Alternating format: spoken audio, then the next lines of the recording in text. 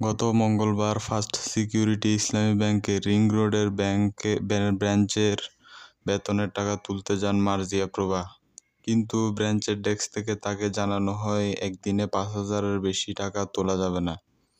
এ নিয়ে ব্রাঞ্চের ম্যানেজারদের সঙ্গে কথা বলতে তার রুমে যান মিস প্রভা। আমি গিয়ে দেখি ওখানে 8-10 জনের মতো মানুষ বসে আছে। ম্যানেজার জানান, আপা, আমি 5,000-এর চেয়ে একটা টাকাও বেশি দিতে পারবো না। দেখেন আরো মানুষ বসে আছে।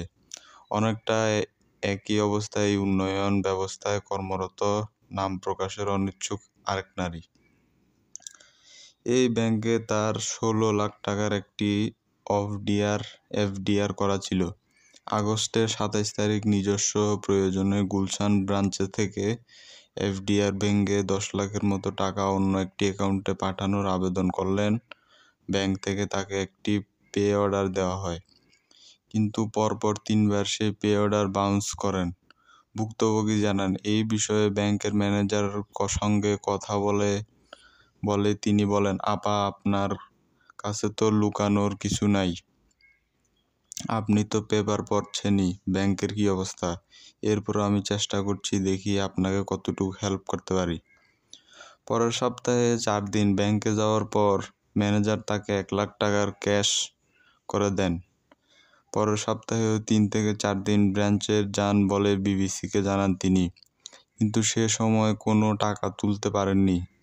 পরের সপ্তাহে তিনি আবার আমাকে 1 লাখ টাকা আরটিজিএস করে দিল। তো এই 1 মাসে আমি সর্বশেষগুলো 2 লাখ টাকা তুলতে পারছি, বলেন তিনি। কেবল এই 2 গ্রাহককেই নয়, টাকা উত্তোলনের ক্ষেত্রে এ ধরনের সমস্যায় পড়ার অভিযোগ আসছে আরও কয়েকটি ব্যাংকের গ্রাহকের কাছ থেকে। রিং রোডের ঘটনা নিয়ে ব্রাঞ্চটির ম্যানেজার সালেহ আহমদ বিবিসি বাংলাকে বলেন, আমাদের তো আসলে রেলগুলোই একটু সমস্যা আছে।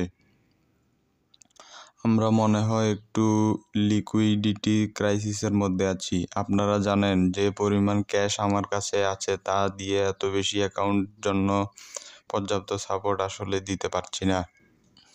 হেড অফিস থেকে প্রয়োজনীয় পরিমাণ অর্থ না পাওয়ার গ্রাহকের চাহিদা অনুযায়ী পেমেন্ট দেওয়া যাচ্ছে না বলে জানান এই কর্মকর্তা। ব্রাঞ্চের জন্য বরাদ্দ টাকার উপর নির্ভর করে প্রতিদিন গ্রাহকের সর্বোচ্চ টাকা দেবেন তা নির্ধারণ করা হয় বলেও জানান তিনি। মিস প্রভা বলেছেন, 5ই আগস্টের অভ্যুত্থানের পর থেকেই ব্যাংকটি থেকে টাকা তোলার ক্ষেত্রে সমস্যার সম্মুখীন হচ্ছে তিনি। এরই মধ্যে অচল হয়ে পড়ছে ব্যাংকটির অনলাইন ব্যাংকিং।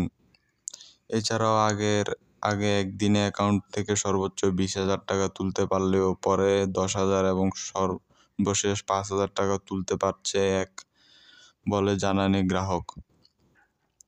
বিবিসি বাংলাকে মিস্টার মান্নান বলেন, বেশ কিছু ব্যাংকে রেসনিং মতো অবস্থা।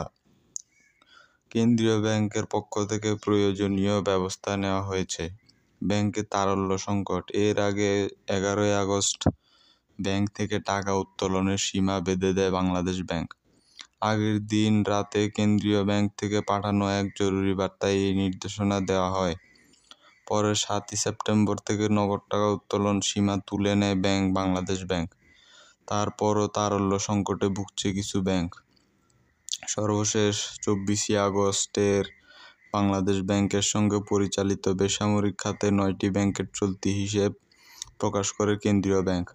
তাতে দেখা যায় ব্যাংকগুলোতে এই ঘাটতি বেড়ে দাঁড়িয়েছে 18,167 টাকা।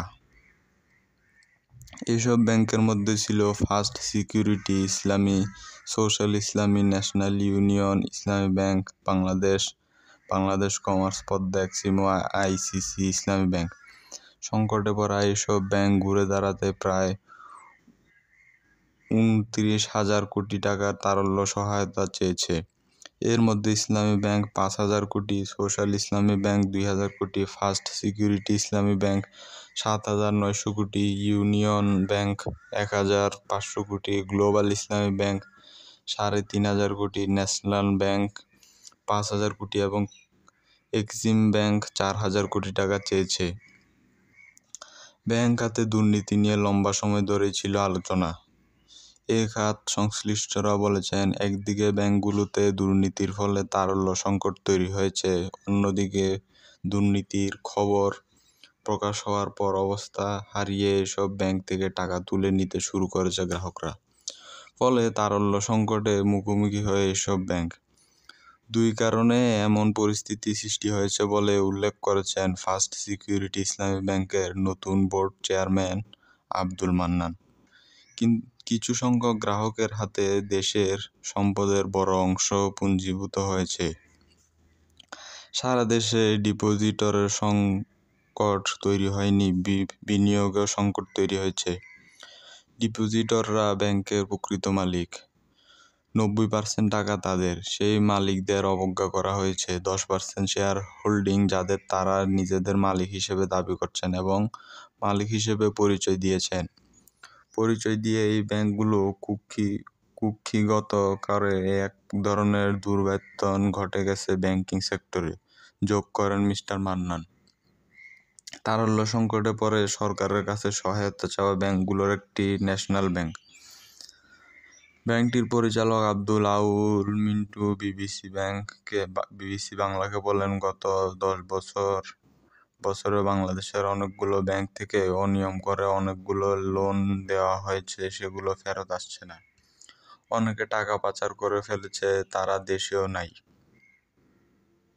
এছাড়াও পত্র-পত্রিকায় সবল দুর্বল ব্যাংক নিয়ে নানা খবর প্রকাশিত হওয়ার প্রভাবও পড়েছে বলে মন্তব্য করেন তিনি।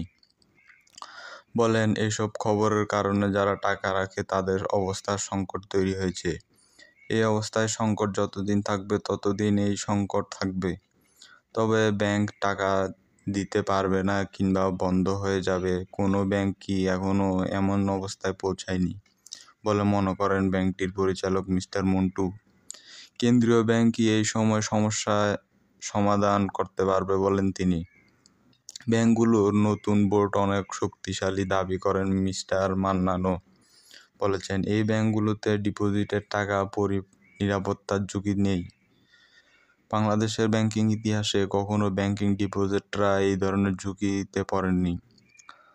যা বলেছে বাংলাদেশ ব্যাংক, 1 বছর সময় দিলে এই ব্যাংকগুলো ঘুরে দাঁড়াবে বলে মনে করেন বাংলাদেশ ব্যাংকের গভর্নর আহসান এইচ মনসুর। তবে গ্রাহকরা অপ্রয়োজনে টাকা উত্তোলন করতে গেলে সমস্যা বাড়বে বলে মত তার।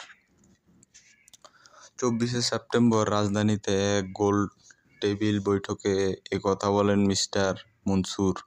এদিকে দুর্বল ব্যাংকগুলোর তারল্য ঘাটতি মেটাতে নতুন উদ্যোগ নেওয়ার কথা জানিয়েছে বাংলাদেশ ব্যাংক।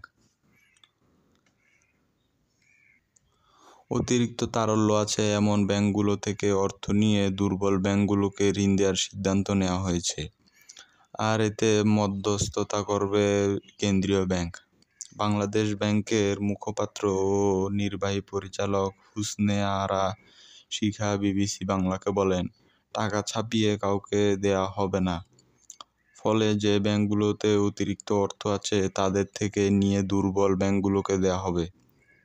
এর মাধ্যমে বাজারে থাকা টাকা নিয়েই সমস্যা সমাধান করা হবে বলে জানান তিনি।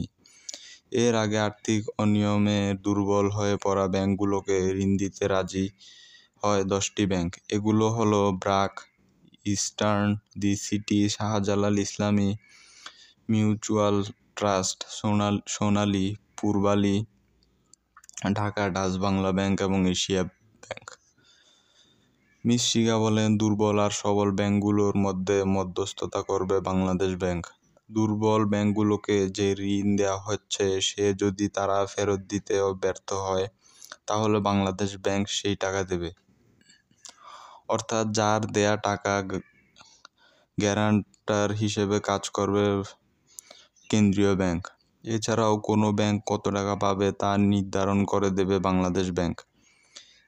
আর ঋণের সুদ হার কত হবে, দুই ব্যাংকের সমঝোতায় সেটি নির্ধারণ হবে। এরই মধ্যে তারল্য সহায়তা পেতে ন্যাশনাল, সোশ্যাল ইসলামী, ফার্স্ট সিকিউরিটি ইসলামী, ইউনিয়ন গ্লোবাল ইসলামী এই 5টি ব্যাংক বাংলাদেশের সঙ্গে চুক্তি করেছে। তাহলে কি দুর্বল ব্যাংক গ্রাহকদের টাকা নিশ্চয়তা দিচ্ছে বাংলাদেশ ব্যাংক? এমন প্রশ্নের জবাবে মিস শিখা জানান, একসঙ্গে সবাই টাকা তুললে তারল্য সংকট কাটবে। সবাই যদি ধৈর্য ধরে স্বাভাবিক প্রক্রিয়ায় টাকা লেনদেন করে তবে